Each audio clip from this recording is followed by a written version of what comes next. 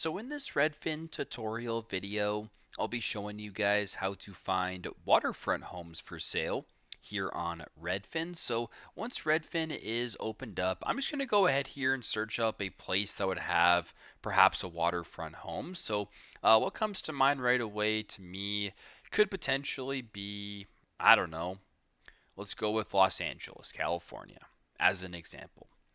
So once you're in Los Angeles, if you want to go ahead and find a waterfront home, I want you to go to where it says filters right here. Then I want you to scroll down to where it says home features right here, and where it says waterfront just like this. I want you to go ahead and make sure that waterfront is selected. Go to the bottom, press on see homes. Now you guys can view listings that offer a waterfront feature of some kind. In this case, it could be the ocean, maybe it's a pond, maybe it's a lake, whatever the case may be. These homes now have a waterfront feature for sale on Redfin.